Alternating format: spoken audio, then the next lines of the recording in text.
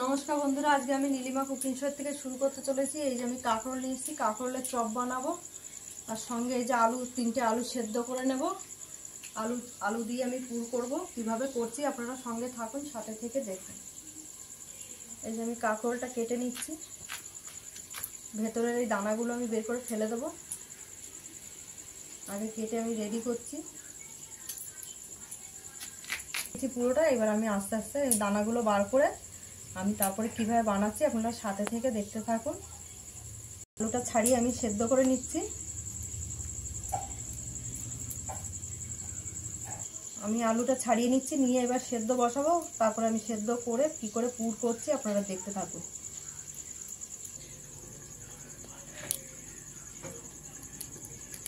দানাগুলো ছাড়িয়ে নিচ্ছি, দানা ভেতরে বের করে আমি এগুলো ফেলে দিচ্ছি। তারপরে আমি এটাকে হালকা ভাপে বসিয়ে দেব। আপনারা দেখুন আমি কিভাবে বানাচ্ছি।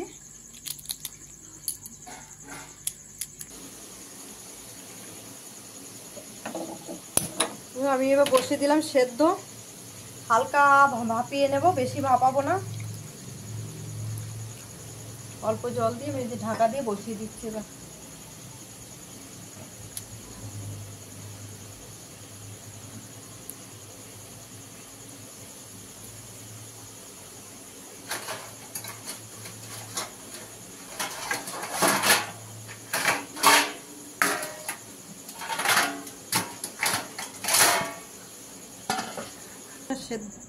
সেদ্ধ হয়ে গেছে। এবার আমি আলুটাকে পুর তৈরি করব। কি কি দিচ্ছি আপনারা দেখতে থাকুন। দিয়ে দিলাম পেঁয়াজ কুচি। আর আজকে আমি লঙ্কা কুচি দেবো না, লঙ্কা বাটা দেবো। কেন বাচ্চারা খায় তো, মুখে পড়লে চিৎকার করে, ওই জন্য একটু বাটা দিয়ে দিচ্ছি।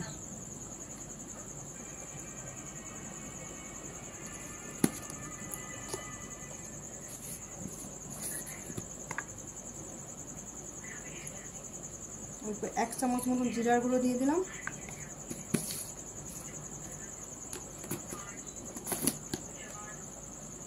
দিয়ে দিচ্ছি পরিমাণ মতন হলুদ গুঁড়ো।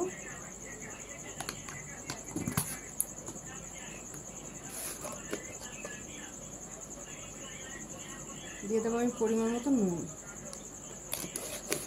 দিয়ে এটাকে আমি ভালো করে মাখবো। দেখুন এই যে সেদ্ধ করে আমি রেডি করে দিয়েছি।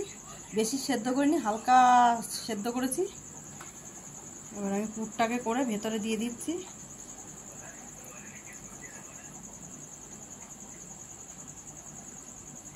তারপর আমি বেসনে ডুবাবো আর ভাজবো।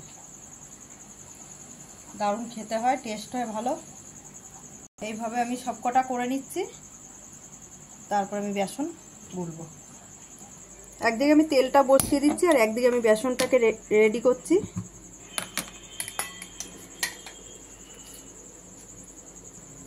আমি আলাদা বাটি নিলাম না, আলু বাটার বাটিটার মধ্যেই আমি বেসনটা গুলে নিচ্ছি আমার পরিমাণ মতন। আমি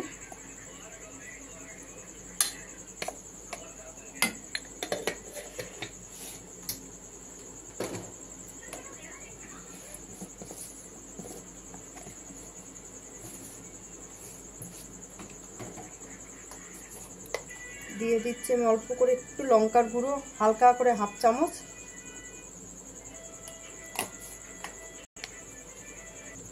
দিয়ে দিচ্ছি পরিমাণ মতো নুন।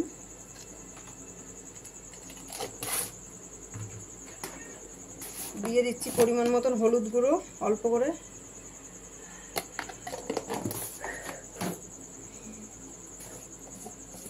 আর অল্প করে এক চামচ আমি জিরার গুঁড়ো দিয়ে দেবো সঙ্গে।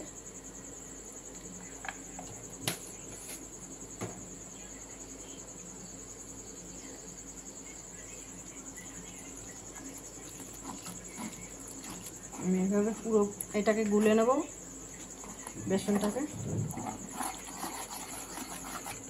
এইভাবে আমি বেসনটা গুলে নিয়েছি। এবার আমি এতে চুবাবো আর ভাজবো।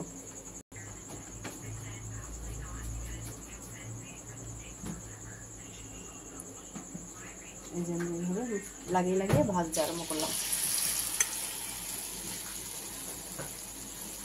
আস্তে আস্তে আমি সবটাই এভাবে ভেজে নেব।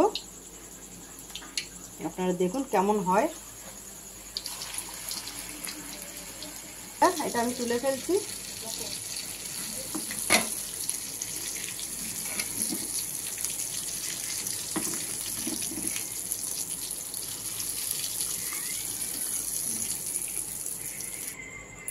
দেখুন বন্ধুরা কেমন হয় কাঁকরোলের বড়া। আপনাদের ভালো লাগলে আপনারা এরকম বাড়িতে বানিয়ে ট্রাই করে দেখতে পারেন। আর নীলিমা কুকিং শোটিকে আপনারা সাবস্ক্রাইব, লাইক, কমেন্ট, শেয়ার বেশি বেশি করে একটু করে দেবেন। আর ফেসবুকের বন্ধুরা আপনারাও লাইক, কমেন্ট, শেয়ার করে দেবেন। আর আপনাদের যদি ভালো লাগে তাহলে আপনারা ইউটিউবে চলে যাবেন, গিয়ে সাবস্ক্রাইব করে নেবেন। আর আমার নীলিমা কুকিং শো বলে পেজ খোলা আছে, আপনারা ওখানে ফলো করতে পারেন।